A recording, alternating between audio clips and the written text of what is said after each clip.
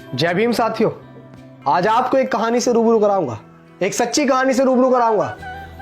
बाबा साहेब की एक सच्ची कहानी जिसको सुनकर आप सोचने पे मजबूर हो जाएंगे कि किसी व्यक्ति के अंदर इतना दिमाग कैसे हो सकता है, किसी महापुरुष के अंदर इतना दिमाग कैसे हो सकता है। मैं चाहूंगा आप इस वीडियो को पूरा देखें। जब बाबा साहेब लंदन से बैरिस्टर बनकर पहली बार भारत वापस लौटे और जब उन्होंने कोर्ट के अंदर, कचहरी के अंदर कदम रखा, तो लोगों ने, जितने भी कोर्ट के अंदर और वकील थे, सबने बाबा साहेब को देखकर यह पहचान लिया था कि ये तो वही है जो महार जाति का व्यक्ति है। और ये आज काला कोट पहनकर हमारे कचहरी के अंदर आ गया है। और बाबा साहेब वहां जाकर अपना ठिया ढूंढने लगे। सबके पास अपने अपने ठिए होते हैं बैठने के लिए।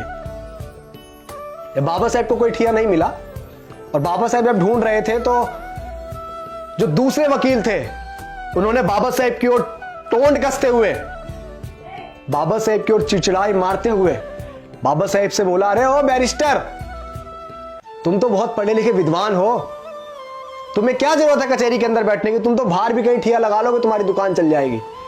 लेकिन बाबा साहेब ने उनकी उस टोंट मारने को गलत नहीं समझा। बाबा साहेब ने उस बात का बुरा नहीं माना और बाबा साहेब मुस्कुराते हुए ये बोले कि तुमने ठीक कहा। और बाबा साहेब कचहरी के बाहर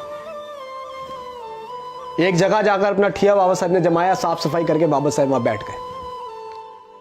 मैं बहुत शॉर्ट में आपको बात बता रहा हूं, कहानी बहुत लंबी है, इतिहास के पन्नों में आप पढ़िएगा। और बाबा साहेब के पास छोटे मोटे केस आने लगे, रोजी रोटी चलती रही, हल्का फुल्का बिजनेस बढ़ा, कारोबार बढ़ा। और उसी दौरान एक सेठ और एक सेठानी का एक बेटा, जो एक लौता बेटा था,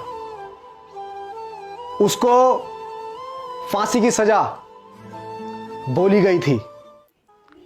वो सेठ और सेठानी पूरी मुंबई में ऐसा कोई वकील नहीं छोड़ा जिसके घर वो ना घूमे, जिसके पास भी जाते और जिसको भी वो फाइल दिखाते अपने बच्चे की, वो मना कर देता कि तुम्हारा बच्चा नहीं बच पाएगा। उसने बहुत पैसा खर्च कर दिया उस सेठ ने। और वो सेठ ढूंढता ढूंढता ढूंढता पूरी मुंबई को खंगालता हुआ उसी कचहरी के अंदर पहुंचा जिस कचहरी के बाहर बाबा साहेब बैठे हुए थे, हमारे मसीहा डॉक्टर भीमराव अंबेडकर बैठे हुए थे। और जब उस कचहरी के अंदर उस सेठ ने अपने बच्चे की फाइल को दिखाया, एक लौते बेटे की फाइल को दिखाया, तो किसी भी वकील ने उसकी फाइल लेने से इनकार कर दिया कि इसमें कुछ नहीं हो सकता, तुम्हारे बच्चे को कोई नहीं बचा सकता है। उस सेठ ने ऐसे ऐसे बड़े बड़े वकीलों को दिखाया जो कानून को अपना घर मानते थे, जो ये बोलते थे कि कानून तो हमारी मुट्ठी में है। ऐसे ऐसे वकीलों को वो फाइल दिखाई, लेकिन सबने उस फाइल को देखकर इनकार कर दिया। और उस कचहरी के अंदर जो वकील बैठे हुए थे, कुछ वकीलों ने फिर से बाबा साहेब के ऊपर टोंट कसते हुए बोला कि अरे सेठ, तुम्हारा केस तो वो लड़ेगा, वो जो बाहर बैठा हुआ है, वो महार जाति का व्यक्ति, वो बहुत विद्वान है, वो पढ़ लिख कर आया है। वो बाबा साहेब पर टोंट कस रहे थे, हमारे मसीहा पर टोंट कस रहे थे। वो हमारे मसीहा पर चिड़चिड़ाहट मार रहे थे। और जब, क्योंकि सेठ जो है वो मन से रो रहा था, उसे एक आशा की किरण चाहिए थी बस, क्योंकि उसका एक लौता बच्चा जिंदगी और मौत के बीच में अटका हुआ था। और जब उस सेठ ने सुना, उस वकील ने उस सेठ से बोला, तो सेठ उसकी बात मानकर वहीं पहुंच गया बाबा साहेब के पास, और उसके बाबा साहेब के चरणों में जाकर वो जा लौटा और बोला कि हे बैरिस्टर, हे बाबा साहेब, मेरे बच्चे को बचा लो।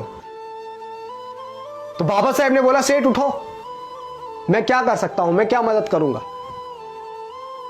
ये फाइल तुमने किसी और व्यक्ति को, किसी और वकीलों को दिखाई होगी, उनको, उनके पास जाओ, मेरे पास क्या करने आए हो, मैं क्या करूंगा, मैं तो एक महार जाति का हूं, मैं क्या करूंगा, मैं तो नीच जाति से हूं ना। सेठ, आप बड़े बड़े वकीलों को दिखाओ।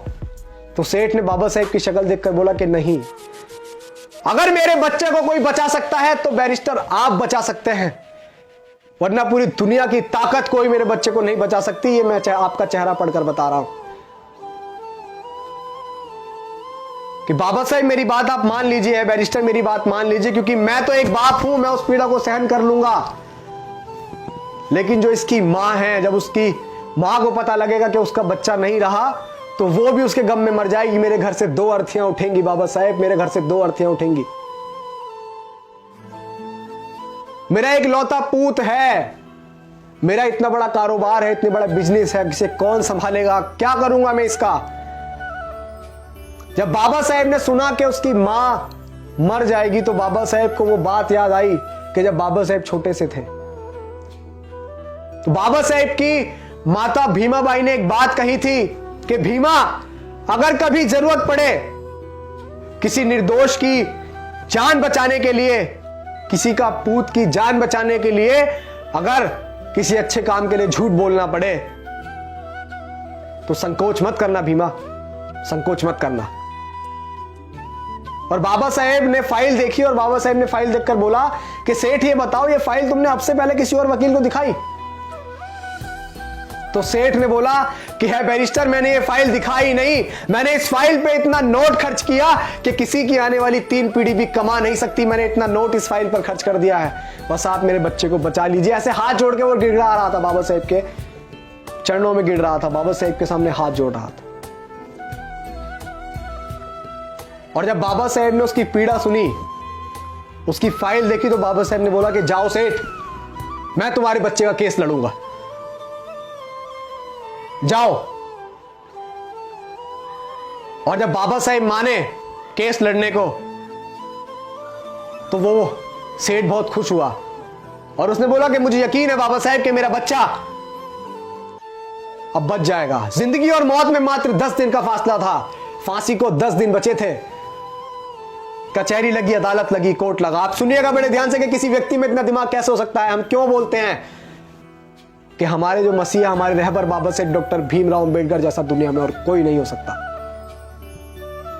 ऐसे ही नहीं बोलते हम ये बात इसीलिए बोलते हैं क्योंकि उन्होंने ऐसा करके दिखाया। उनके दिमाग की बड़े बड़े लोग दाद दिया करते थे कि किसी व्यक्ति के अंदर दिमाग कैसे हो सकता है।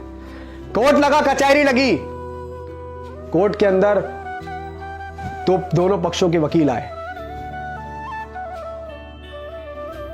जब बात बोली गई तो जज ने बोला कि अंबेडकर तुम कुछ दलील देना चाहोगे?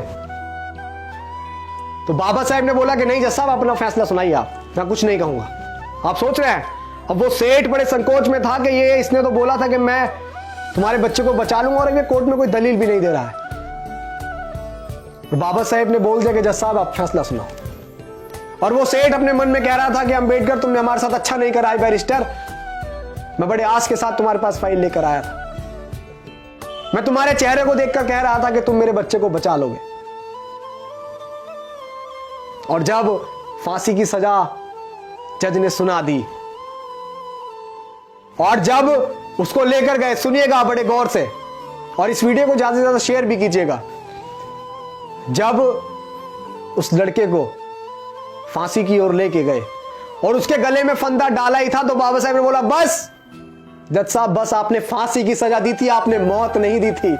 आप देखिए बाबा साहब का दिमाग। और उसी दिन से यह कार्रवाई चली जाती है कि सजाए मौत, अगर किसी को मौत की सजा देनी होती है तो सजाए मौत कहा जाता है, यह नहीं कहा जाता कि सिर्फ फांसी की सजा।